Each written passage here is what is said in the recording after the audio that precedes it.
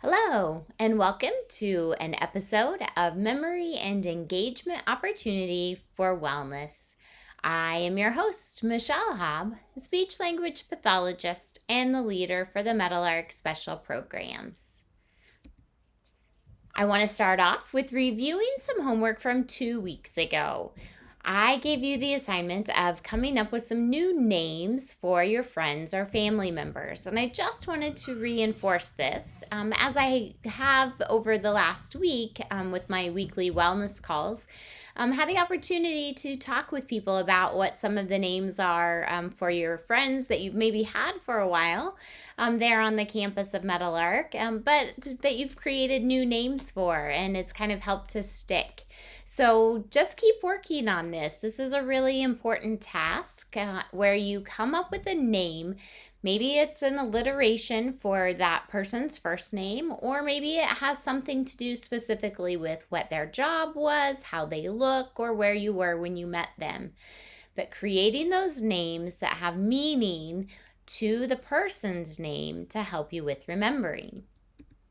Another opportunity that we had for homework last week kind of pushed us into what we're going to be talking about this week, and that was related to birthdays. What I wanted you to do was to write down all of the words that you could think of that were related to birthdays, and of course that was because of celebrating Meadowlark's 40th birthday. So the next step after you did that was then to subcategorize those words, those nouns, those verbs, whatever it was, into categories. For example, gifts. What types of gifts might you give for a birthday? What types of food might you have for a birthday?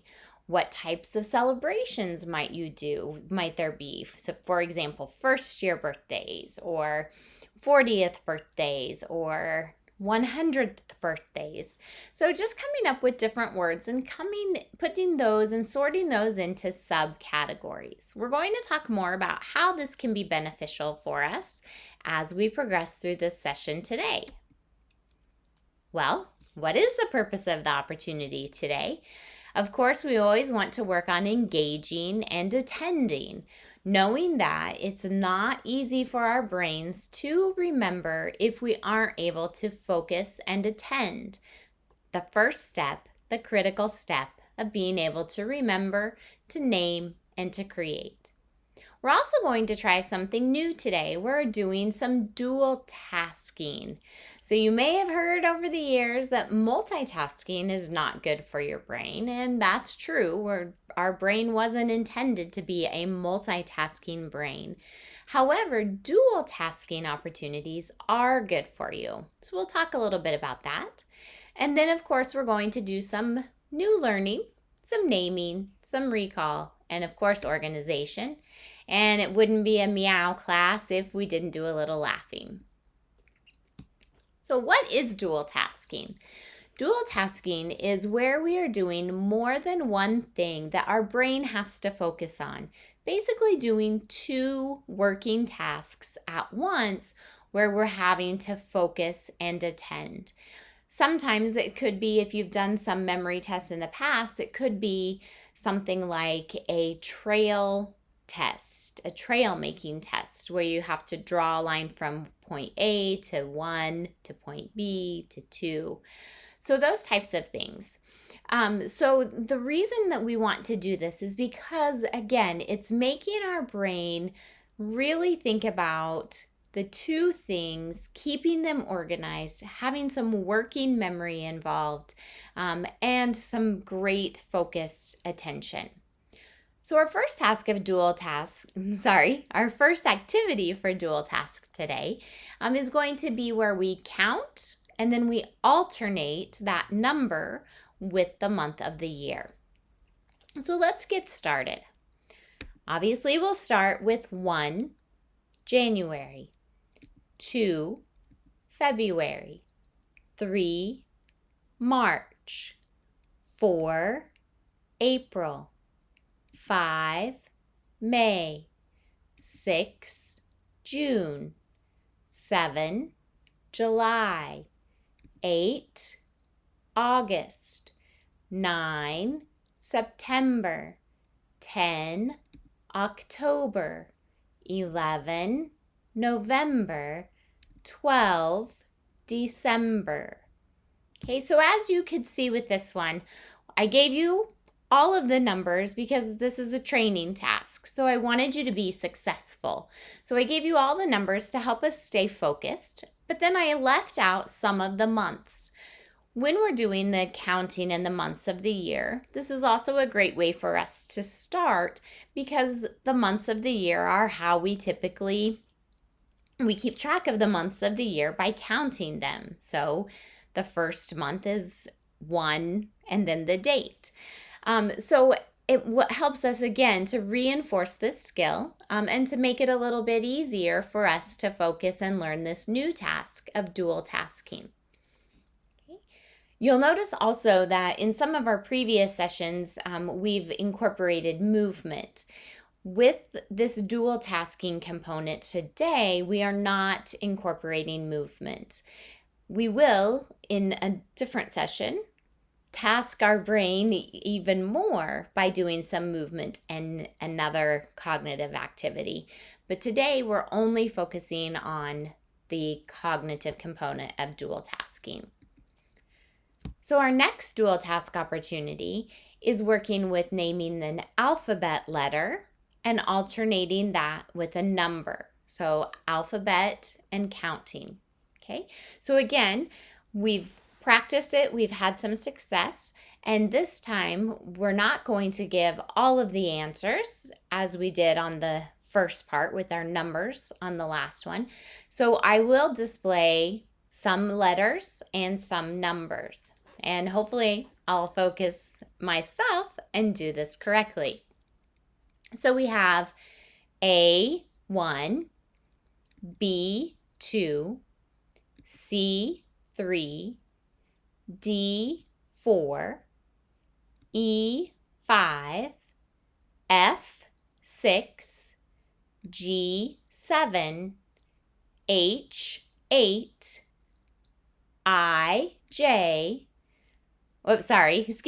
I9, J10, K11, and L12.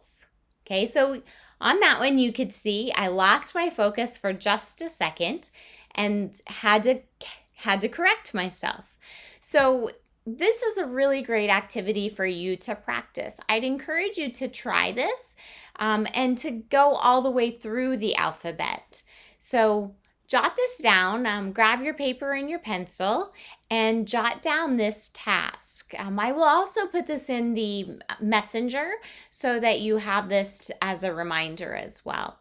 So the purpose of dual tasking is using your working memory and focus and attention at the same time. So I hope you enjoyed that little activity, and maybe you have some steam coming out of your ears after that one. I was really nervous I was going to mess it up. So here we go. I'll walk down memory lane. Each week, I like you to look at some long-term memory as well. I don't know if you have a little journal that you're using yet, or if you are just keeping a little log on some paper, but I want you to write about your first best friend. Monday, June the 8th, was National Best Friend Day. So I thought it was only appropriate that we take some time, take our stroll down memory lane, and write about our fondest memories of our first best friend. If you can't recall exactly who that first best friend was, then just talk about the one that you remember the most dearly, or the one that you first remember. So the one that I recall was my first best friend was when I was in 4th grade, and she had just moved to our town of Derby and was in my class, and we are still to this day, 39 years later, still the very best of friends. So it's really fond memories that I have of growing up throughout the days of the rest of the days of elementary school and high school. And even though we kind of didn't communicate a lot during college, we were able to pick back up on that as we got out into the working world. So it's really a wonderful, exciting opportunity to sit back and think about those first best friend memories. So enjoy your time writing about that. As I gave you a sneak preview, we are talking about naming in categories today. Why? What's the point? Well, number one, when we think about naming in categories, it gives us a challenge of word finding. So we're working on coming up with words that maybe we know, maybe we just don't use a lot, but it helps to get words rolling off your tongue. It also helps with organizing. So you're organizing your thoughts, you're organizing your words, and you're getting some communication, whether you're writing those things down or you're speaking them. One of the things that we can do here also is visualize. So we can use our visualization techniques that we've talked about in some previous memory sessions to help us with our naming. For example, if I am working on naming in categories, I obviously have to find the words that I'm looking for that fit within said categories. But in order to truly optimize what I'm doing, I need to have some sort of organization. So that organization could be found in visualizing. Maybe I am visualizing walking through a grocery store and I'm making my list at home of all of the groceries that I need. So I'm visualizing what I see when I first walk in that grocery store. And as I make my way through and I'm writing down all of the items that I see that I need for my own kitchen. So that's a visualization strategy that we use when we're trying to come up with word finding or categories. So let's get started. I want to talk about relationships. Naming in categories of relationships. This is obviously based off of the fact that June the 8th was National Best Friend Day, so I wanted to keep some semantic components there. So I took it upon myself to go ahead and come up with naming some relationships. And the thing that struck me the most was that if we think in pairs when we're doing relationships, that obviously makes the most sense. So we're thinking in pairs because it's hard to have a relationship with just yourself. So think in pairs, and then let's start with our subcategories. So starting with family. We all have family in one sense or another. So what are some of those family members? So we'd have mom and dad, grandma and grandpa, aunts and uncles, brothers and sisters, husbands and wives, spouses, significant others, partners, children, sons, daughters, twins. So lots of those types of things. Then we can move on to brothers and sisters, step brothers and sisters, step parents, sisters-in-law, brothers-in-law, mothers-in-law, nieces, nephews, cousins. So I'm double checking my list because I had to write it down to make sure I could show some of those family pairings. But I really want you just to think about some of those pairs and those relationships. So then after, and maybe you've come up with more. I very well could have missed some. Others. What are some other relationships that we might have? So take just a second and think about some of those other relationships, and then I'll share a few of the ones that I came up with.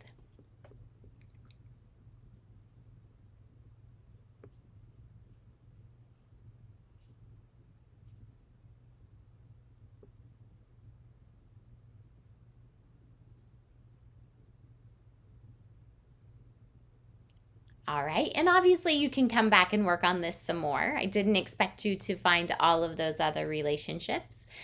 So hopefully, since we've been talking about best friends, that was one that you came up with. So friends or best friends. Obviously, we think about pairs. We could think about friends versus enemies. We can think about teachers and students, coaches and players, bosses and employees, mentors and mentees, colleagues. So lots of different other relationships that we can come up with.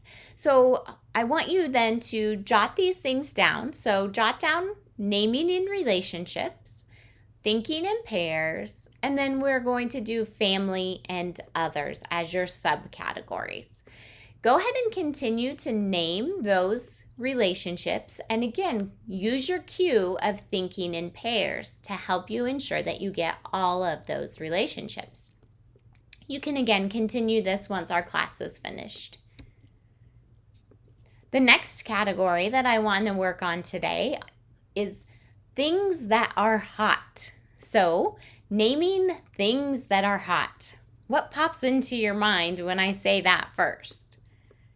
I really wish this was an interactive video because I'd sure love to hear some of your responses. So when I think of things that are hot, the first thing, because I feel like I'm always hungry, that I think of is food. So when I think of food, then I have two different things when it comes to thinking of hot and food. Obviously, one is temperature.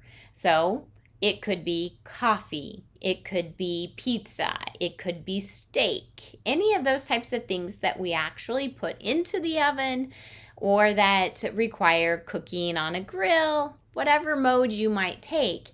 But thinking of those foods that are temperature hot. Then the next food component that I think of with hot, obviously, is spice. What type of spicy food do I have or do I think of? So with this one, I think of chili or peppers or Mexican food. I got to take a peek at my cheat sheet here. Salsa was another one that I put in there. So some spicy types of food. So the next thing I think about then are objects that are hot. Again, here we want to break that down into more subcategories. So when I think of things inside my home that are hot, I think of things starting in rooms. So I want to go from maybe one room to another. The obvious place to start, given that we've already talked about food, is in the kitchen. So we might have a toaster, a microwave, an oven, a stove, a grill. So all of those types of things. And then we can also move towards a bathroom where we might have the hair dryer, the curling iron, the water can be hot. The dryer, sorry, I'm moving on throughout the house. The dryer, the clothes dryer. So think of all those things within your home that could be hot. And then, of course, we think of things outside of our home that could be hot. Could be a fire, it could be fireworks, it could be coals and ashes. It could be, let me take a peek at my other list here, the Death Valley, right? It could be a desert. In this heat that we've been having, it could be a slipper slide. Who wants to sit on one of those when it's really hot? Dynamite. So all of those types of things are hot objects that we find outside. So again, I'd like you to jot these topics here down. Things that are hot, and we're naming food, temperature, and spice, and then objects that are hot inside the home and outside. So again, I hope when you take some time doing this, you come up with more things than what I did, and just keep adding. But the goal again is to visualize these things that you see and keep them in your subcategories. Okay, good. All right. So a little something to make you giggle, thinking about best friends.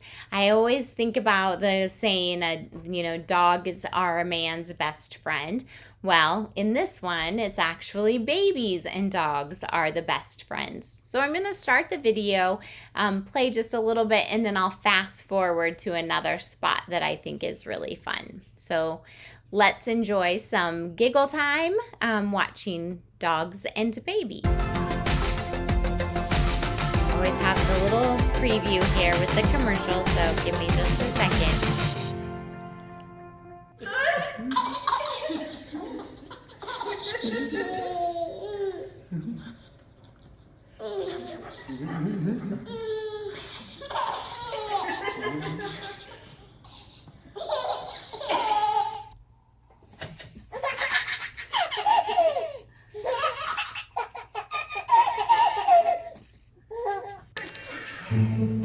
All right, this one's just kind of gross, so I'm going to fast forward this one here. And we'll fast forward a little ways. There's just not much better than little baby laughs, is there? All right, and so here we go. We're going to start with this.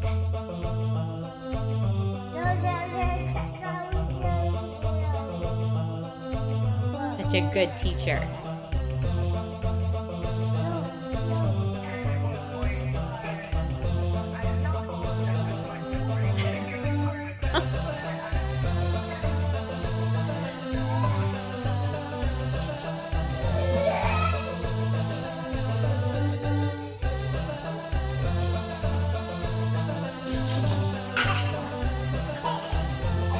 So there were lots of videos I found of kids spinning and then the dogs spinning at the same time. I had never seen this before, but it was amazing how many dogs and kids spun at the same time.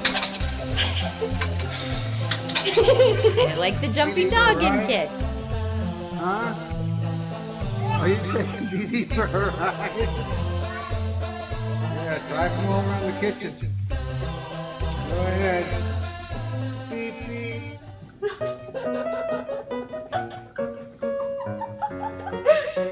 Should we do more bubbles? Should we do more? Show me. Should we do more bubbles?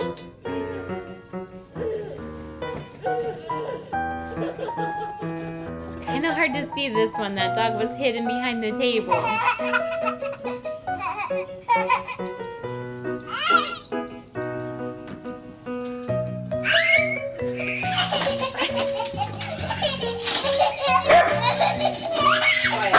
Quiet. Oh, what? Come Feeding the on. dogs whipped cream. And then the kid.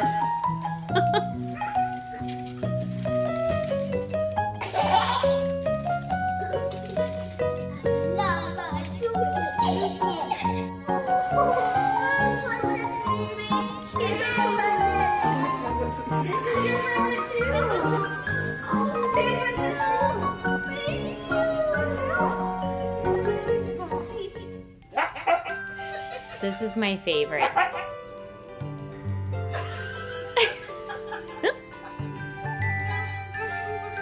So watch, every time the mom tries to get the boy up,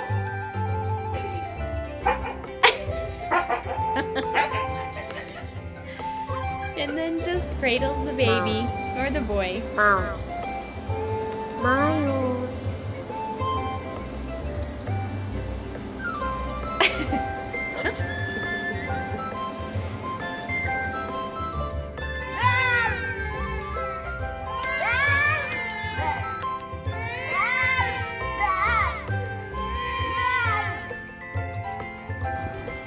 That was the craziest sounding dog I think I've ever heard.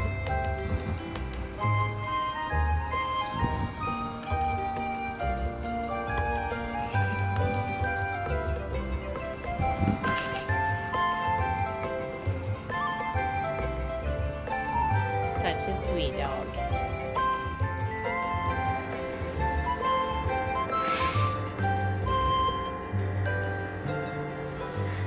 Good night.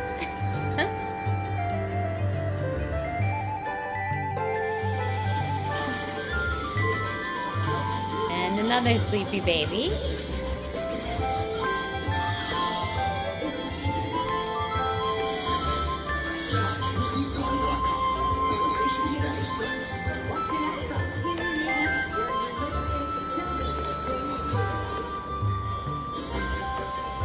That is just so precious.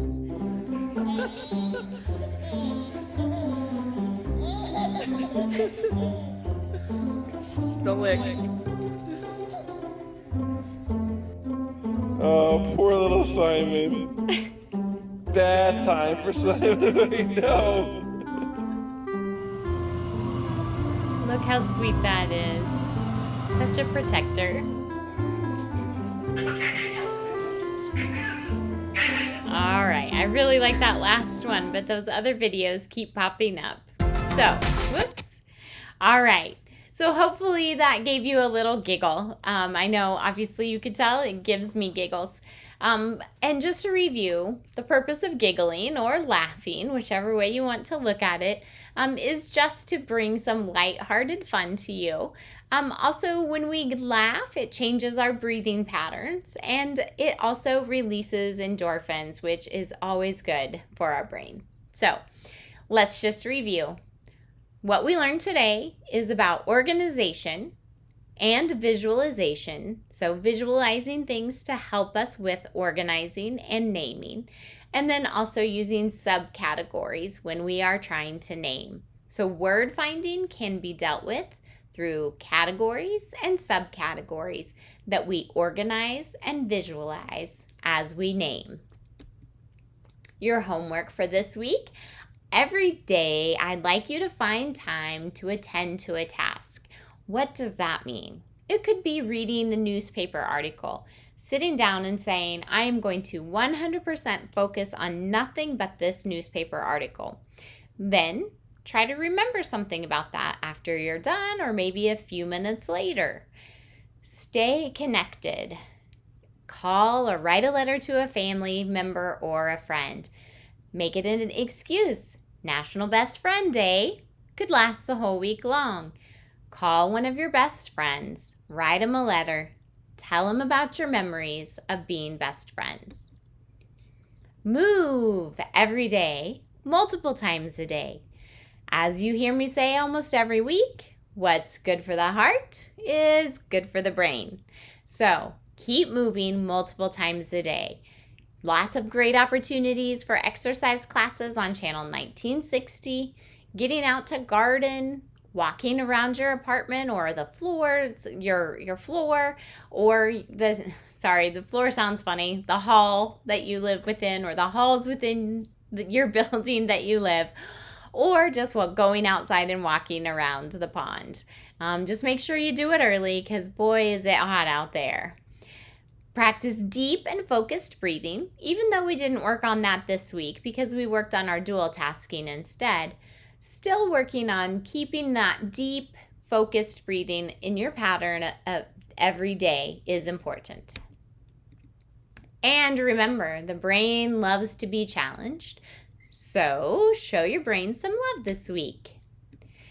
Sorry about that. So what I want you to do to challenge your brain this week is to name things in the produce section. Okay, so jot this down again. Name things in the produce section. How will you subcategorize and organize the naming of things within a produce section? You could even take this bigger and just name produce, period.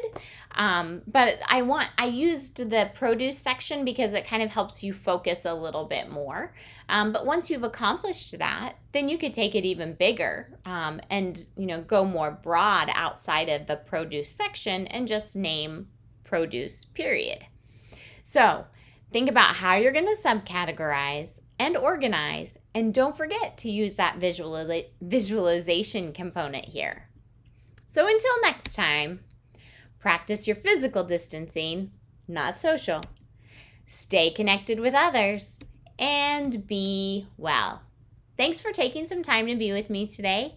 I hope you have a great week, and don't forget to tell your best friend, thanks for being my friend. Have a good one. Bye.